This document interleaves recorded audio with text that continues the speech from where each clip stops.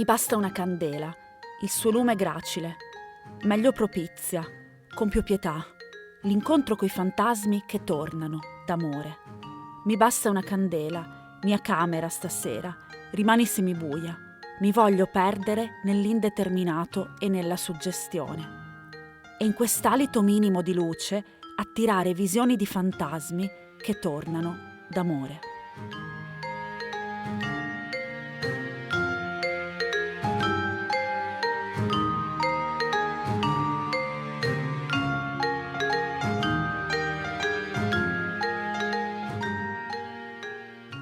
Questo è Camposanto, il podcast dedicato a chi ama i cimiteri. Io mi chiamo Giulia De Pentor e adoro leggere le storie scritte sulle lapidi, osservare le fotografie sbiadite dal tempo, immaginare le vite degli abitanti di queste immense città ultraterrene. In questo podcast vi accompagnerò alla scoperta dei cimiteri che più mi hanno colpito, raccontandoveli attraverso i miei occhi e le mie sensazioni.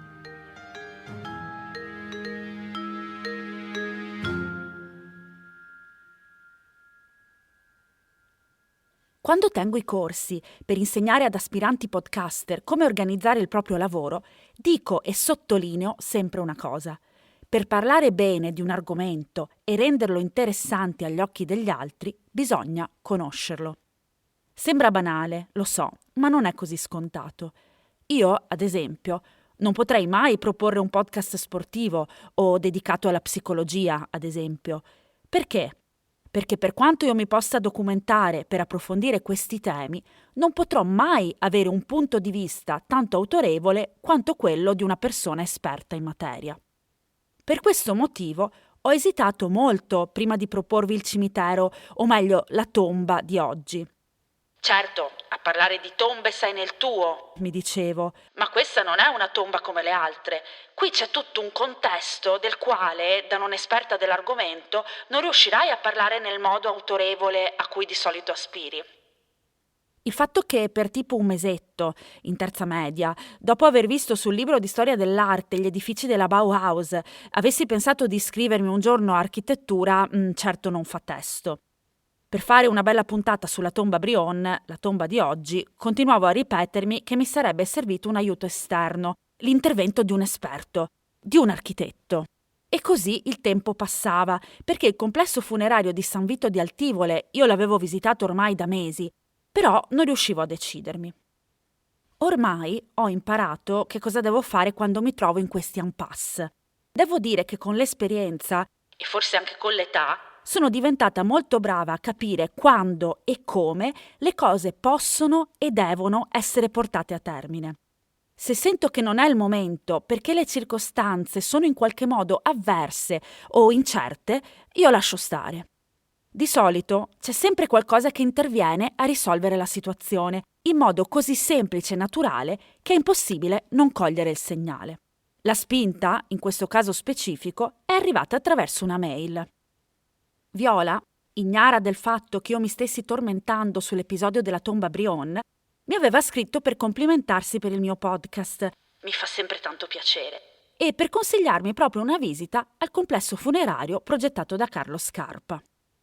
Se vuoi, mi diceva Viola, ti metto in contatto con mio marito, l'architetto Guido Pietropoli, già allievo di Carlo Scarpa e responsabile del recente restauro della tomba. È incredibile, vero? Ve l'ho detto poco fa. Le cose, a volte, si sistemano da sole. Non sapevo come affrontare l'argomento e l'aiuto mi arrivava senza che neanche l'avessi chiesto. Quindi, ecco, tutto questo per dirvi che in questa puntata non sarò sola. Vi racconterò, come al solito, la mia esplorazione istintiva, proprio nello stile classico camposantiano, con tutte le mie emozioni, i miei pensieri e le mie scoperte.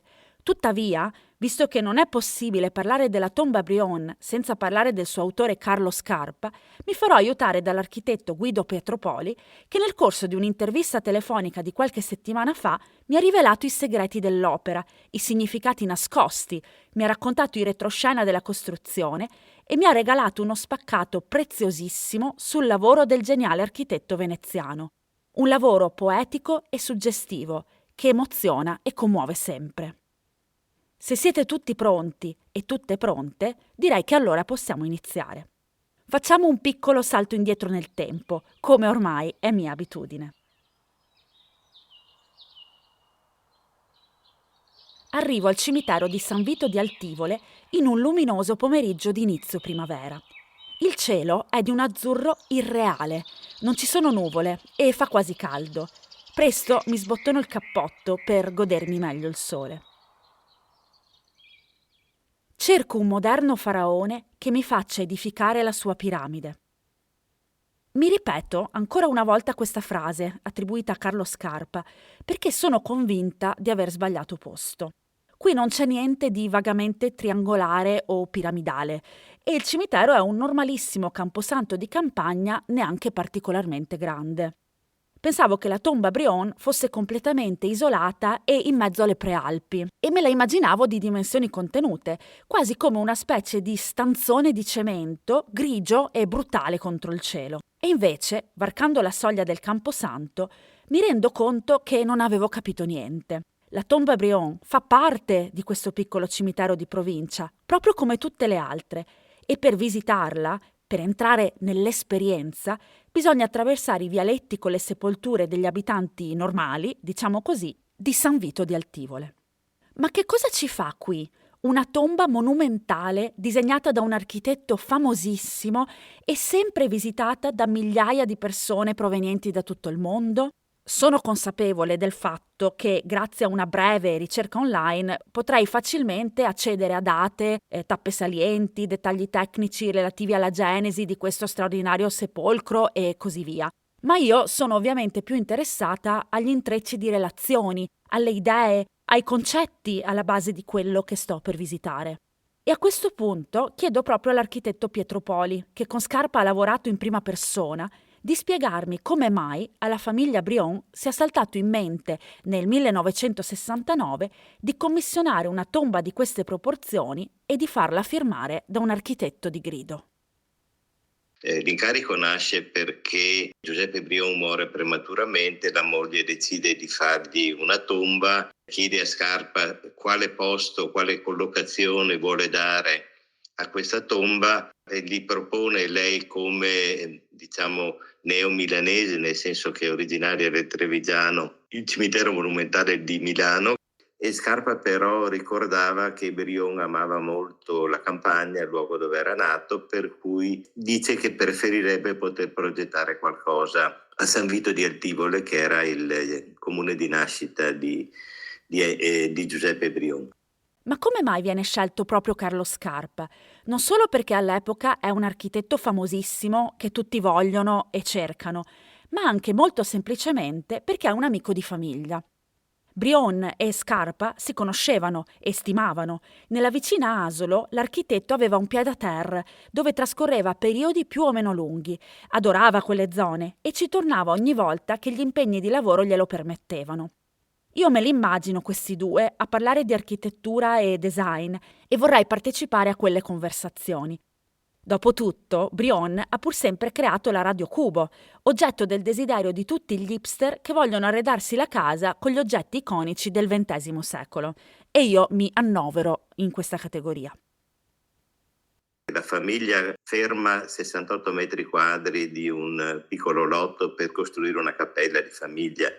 E il figlio, che è tuttora vivente, pensa che sia utile, per evitare che li costruiscano a ridosso, acquistare una elde di terreno sui lati est e nord del piccolo cimitero di paese, che poi Scarpa invece utilizza completamente per realizzare questa città analoga, questo invito al viaggio, questa specie di percorso della memoria che appunto individua come adatto a celebrare questa unione familiare.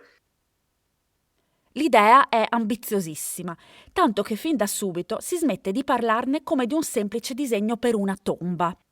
Prima ci si riferisce al progetto come a un sepolcro familiare e poi, rotti gli indugi e gli imbarazzi, si inizia a parlare direttamente di cimitero senza star lì a pensarci troppo. La tomba, o meglio il cimitero Brion, arriva a coprire circa 2400 metri quadri di terra e richiederà oltre 10 anni di lavoro. verrà terminata in seguito alla morte accidentale del suo autore, Carlo Scarpa, sulla base dei disegni che lui aveva lasciato. Il complesso si trova al confine con il vecchio cimitero. Ecco perché quando si entra nel cimitero normale sembra strano.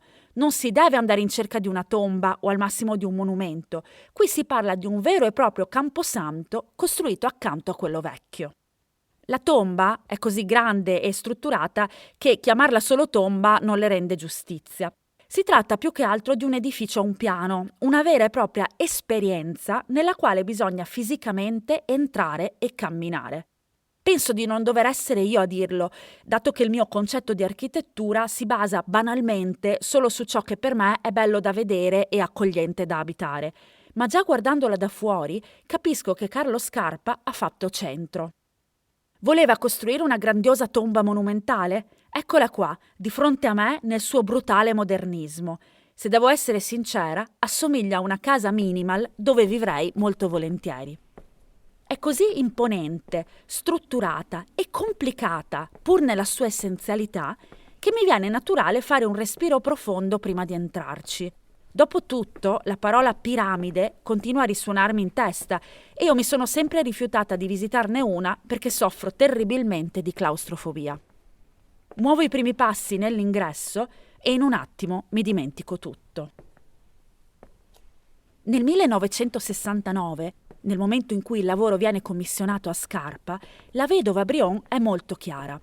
È così innamorata del marito e così affranta per la sua perdita prematura che vuole che tutto il complesso sia permeato dall'idea dell'unione felice e fortunata che lei ha avuto con il suo adorato Giuseppe. Per interpretare questo concetto doloroso e commovente, Scarpa integra gli elementi architettonici moderni del cemento con la dolcezza e i colori del paesaggio naturale, offrendo ai visitatori due percorsi all'interno della tomba, percorsi che si traducono in esperienze che hanno un unico fine, quello di conservare la memoria delle persone perdute. La memoria, tenetelo bene a mente e scusatemi per il divertente gioco di parole, è proprio la memoria a essere il leitmotiv di tutto il complesso architettonico. Ma è arrivato il momento. Entro e subito vengo sopraffatta dalla meraviglia. Forse sono influenzata da questo concetto così romantico, sapete che sono incline allo struggimento, però mi pare che l'idea di amore e congiunzione sia ben evidente fin da subito. Di fronte all'ingresso, infatti, ci sono due grandi finestre a forma di cerchi che si incrociano e lasciano intravedere le tombe dei coniugi sullo sfondo.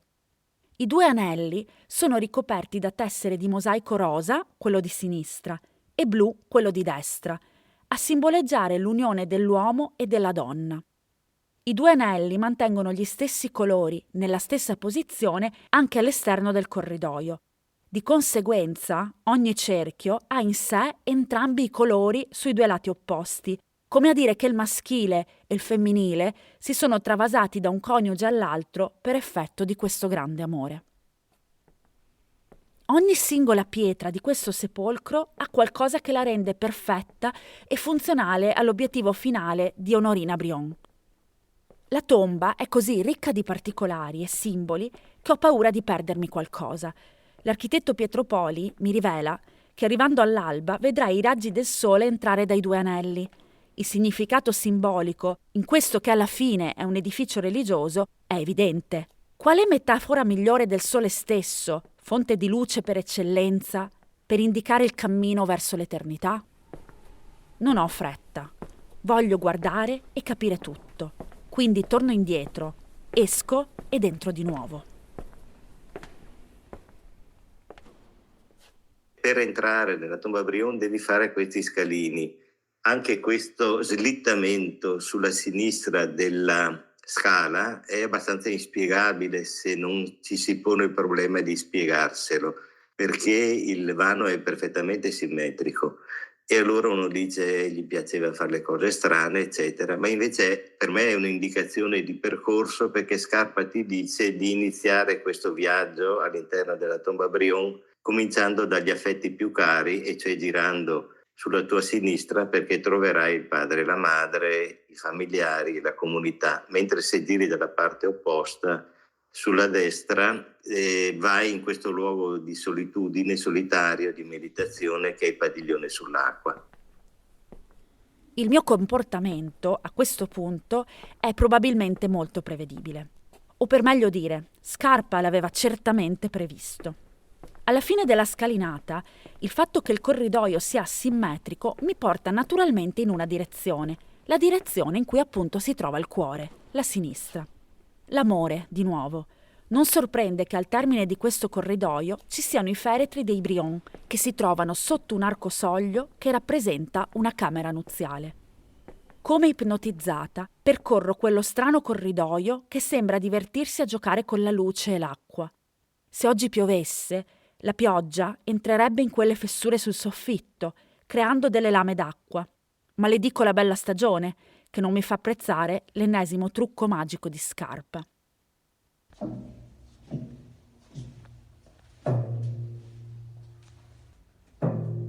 Sono così concentrata su quello che vedo che non mi accorgo subito che i miei passi suonano.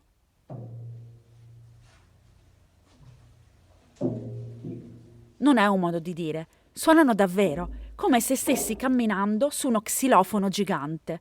La musica sfuma se vado verso sinistra, dove ci sono le tombe, e diventa più cupa se cammino nella direzione opposta.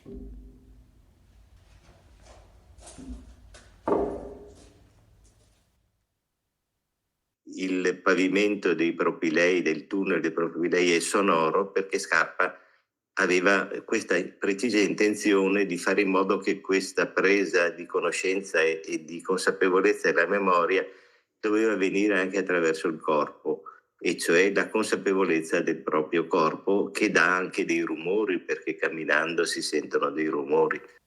Continuando a seguire la direzione del cuore, la sinistra, arrivo nel punto pulsante del cimitero, l'arco sotto il quale si trovano Onorina e Giuseppe Brion. La luce, qui, è diafana e lattiginosa e l'effetto quasi onirico è dato dal rivestimento di alabastro del soffitto. Guardo i due feretri, li sfioro con le dita. Mi accorgo che convergono, quasi come se le mani dei coniugi cercassero di raggiungersi. Mi metto tra i due grandi sarcofagi e noto un sottilissimo ruscello che collega le tombe alla vasca che si trova dalla parte opposta, quella che visiterò alla fine. L'amore, rappresentato da un fiume piccolo ma inesorabile e potente, collega tutto quanto. Proprio così. Non pensavo che architetti e imprenditori fossero così romantici.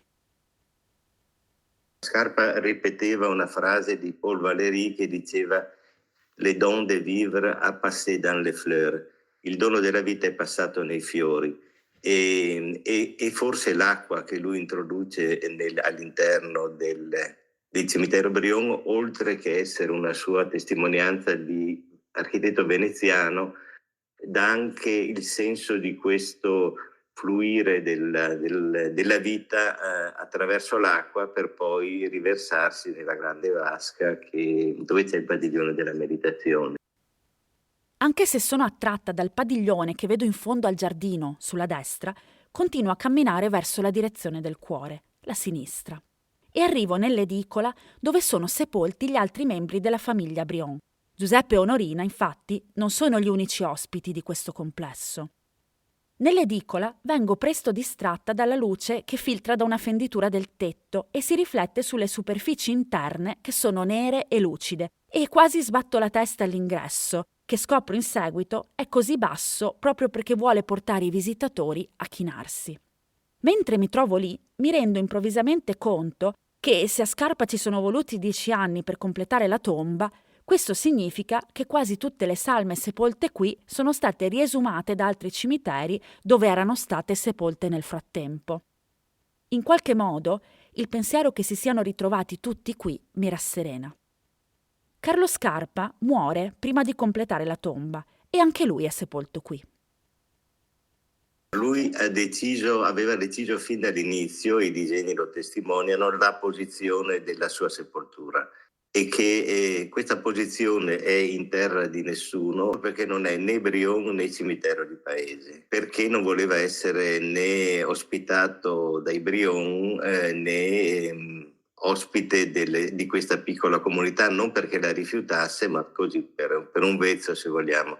Il posto è simmetrico alla tomba dei signori Brion ed è soleggiato come è soleggiato l'arcosolio, perché il sole arriva da questa parte e praticamente questo posto riceve i raggi del sole per tutte le ore del giorno. La lapide è stata disegnata da Tobia Scarpa, dal figlio, e da Fabio Lombardo, un altro architetto, assieme, e lì è sepolto sia Carlo Scarpa che la signora Scarpa, la signora Nini, che è morta poi successivamente, e la signora Nini ha un piatto con una candela, il suo nome, la cera che cola. Ti consiglio di leggere Cavafis, Costantinos Cavafis. C'è una bellissima poesia che dice "mi basta una candela", e questa poesia molto breve descrive molto bene la psicologia della signora Nini Scarpa.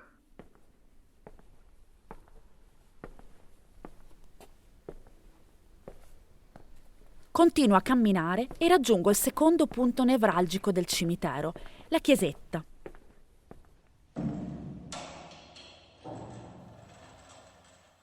Per entrarci devo spingere una grande porta girevole di cemento bianco e una volta dentro capisco che non devo più stupirmi di nulla. Scarpa ha dato il meglio anche qui. La protagonista è decisamente la luce, ancora una volta, che entra da una piccola fessura e proietta un raggio di sole a forma di croce. Dietro l'altare, quest'altare di bronzo, ci sono due portelloni che si aprono. Questi due portelloni lasciano entrare la luce del sole che si riflette sull'acqua e poi riverbera sul soffitto. E allora, ancora una volta, l'acqua e il sole e la luce è fonte di decorazione, perché tutto il soffitto si anima di questo movimento dell'acqua per effetto di questa scelta, insomma, di questa scelta architettonica, insomma. Questa porta circolare per l'ingresso al tempietto è stata interpretata da molti come una porta della luna, dei giardini cinesi, e questo farebbe pensare che Scarpa fosse una specie di enciclopedia che utilizzava, a seconda di quello che gli comodava, forme e richiami ad altre culture. Ma invece questa è veramente una porta cattolica, perché questa è una porta fatta a omega ed è una porta ragionevole per l'ingresso a un tempio che deve celebrare l'ultima cerimonia, e cioè l'omega, la fine, e non l'alfa, evidentemente. E poi c'è questa invenzione del candelabro oscillante, che è molto vicino alla tradizione bizantina delle luci, cioè delle fiamme libere. Permette, facendolo oscillare, di fare pulsare lo spazio della chiesa, che diventa vivo, cosa che non succederebbe con una luce elettrica fissa, insomma. Sono senza parole. Torno indietro perché devo ancora vedere la parte che ho trascurato all'inizio. Percorro a ritroso tutto il complesso e imbocco il corridoio di destra facendo cantare i miei passi sul pavimento.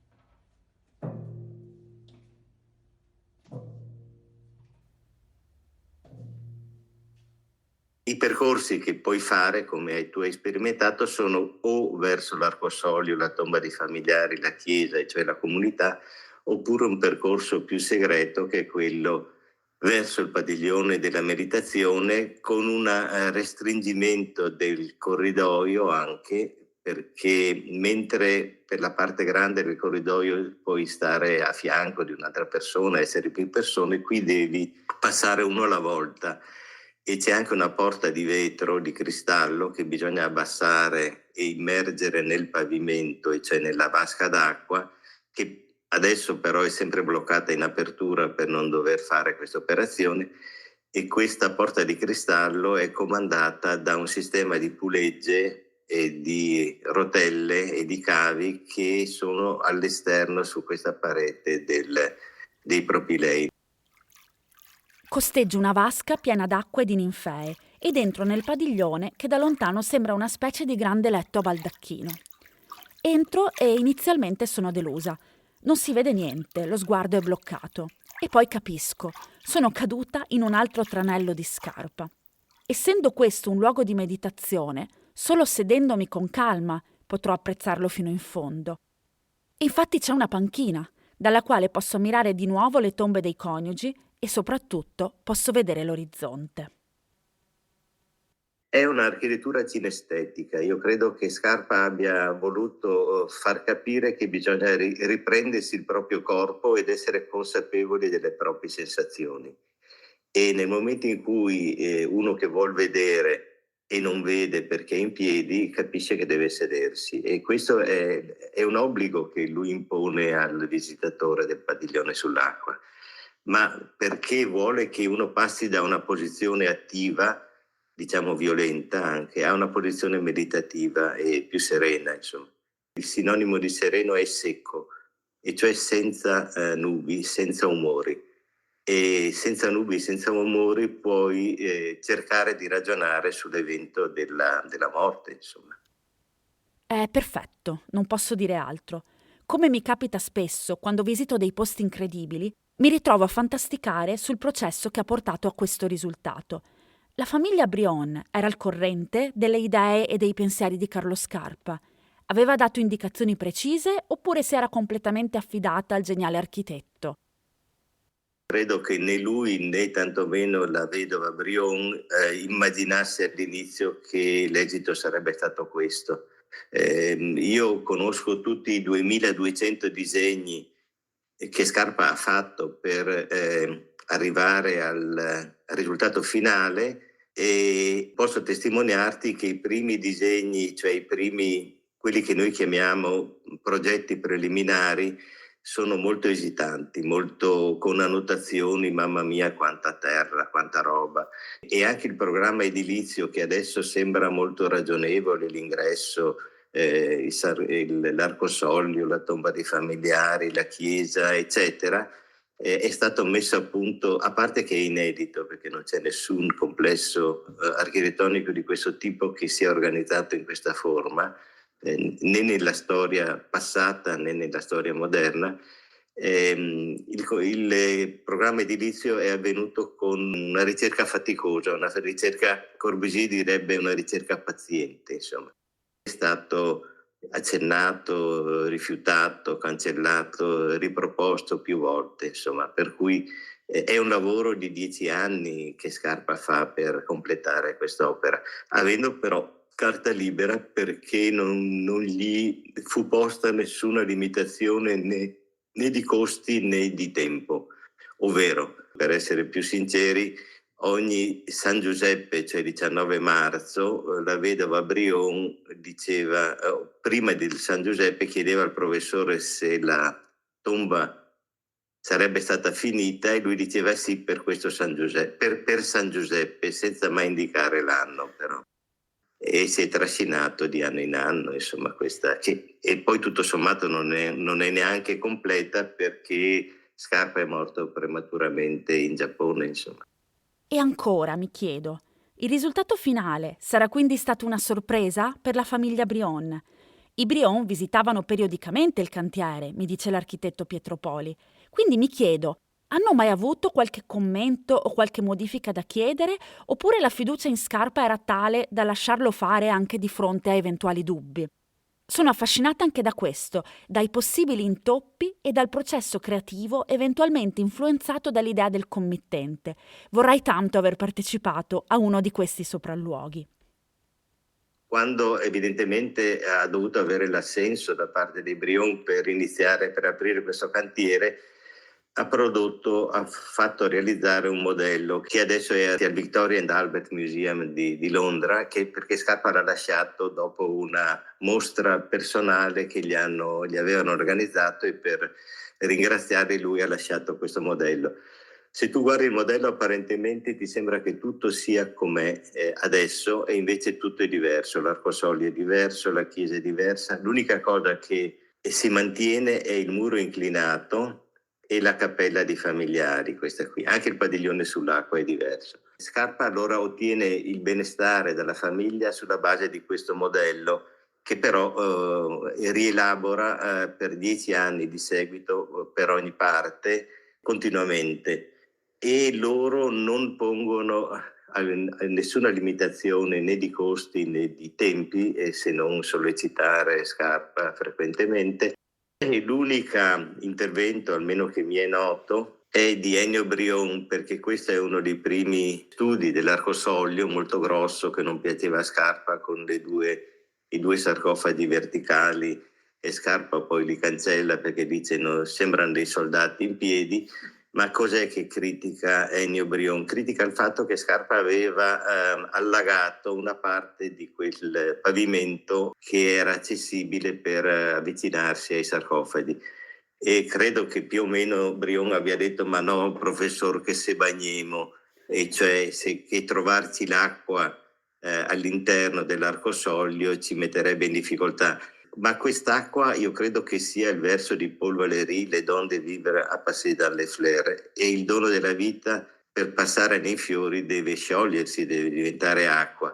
E Scarpa accetta di eliminare l'acqua all'interno dell'arcosoglio, però inventa delle caditoie particolari, quasi a significare che i sarcofagi abbiano rilasciato quest'acqua, e poi inventa questo ruscello che parte proprio dall'arcosoglio con una polla d'acqua, per poi riversarsi nella grande vasca. E dunque l'acqua è eliminata su richiesta di Brion, però ritorna come senso, come significato poi nell'organizzazione di tutto questo giardino, insomma. La mia visita, purtroppo, è quasi finita. Sono stupefatta perché ogni dettaglio di questo complesso porta con sé un mondo di simboli e interpretazioni e significati nascosti, e io ovviamente non voglio andarmene perché ho paura di essermi persa qualcosa. È in quel momento che decido di dirigermi verso il muro di cinta, che fino ad ora è ovviamente rimasto sullo sfondo. È rimasto in disparte, ma ha continuato per tutto il tempo a punzecchiarmi, come se lo stessi ignorando e lui volesse a tutti i costi attirare la mia attenzione. Non è un muro normale, c'è qualcosa di strano. Mi avvicino.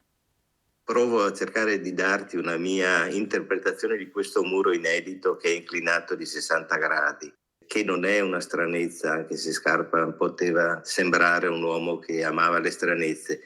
È un muro che Mario Brunello, il grande violoncellista, ha chiamato esitante, perché non è completamente aperto. E secondo me questo muro presenta, che forse l'unica indicazione veramente funebre del cimitero, rappresenta questo valore di tumulus. La parola latina vuol dire rigonfiamento, no? Il rigonfiamento implica che ci sia un'emersione di una parte, per effetto appunto del rigonfiamento. E questo muro è un muro che sta scoperchiando un rigonfiamento, e che è stato bloccato da Scarpa, come per un fortunato scatto fotografico, in una posizione che non è ancora lo scoperchiamento totale, cioè il ribaltamento verso l'esterno, ma che è in una fase intermedia. Quando entri nella tomba Brion, tu devi fare degli scalini, perché la quota interna della tomba Brion, del memoriale Brion, è più alta di 75 centimetri rispetto al terreno circostante, il che vuol dire che il terreno è emerso per effetto di questa suo essere tumulus, e cioè rigonfiamento. Scarpa non ha mai lasciato nulla di scritto per spiegare le scelte che ha fatto. Le scelte sia di parti decorative che di parti simboliche sono lasciate all'evidenza, secondo me, e che è un buon sistema per obbligare le persone a riflettere sulle cose che vedono. Faccio un ultimo giro prima di andarmene e di nuovo percorro il corridoio, questa volta quasi di corsa. Non mi accorgo di un gradino e cado rovinosamente. Mi rialzo un po' imbarazzata e mi viene in mente che Carlo Scarpa è morto proprio cadendo da una scala. Sorrido e mi convinco che lui aveva previsto anche questo. Se l'architettura può essere poesia, certo può essere poesia, già lo aveva proclamato Frank Lloyd Wright. L'architettura, signori, è poesia. Allora la risposta è sì, qualche volta l'architettura è poesia, non sempre è poesia. La società non chiede sempre poesia. La poesia nasce dalla cosa in sé se colui che la fa ha questa natura.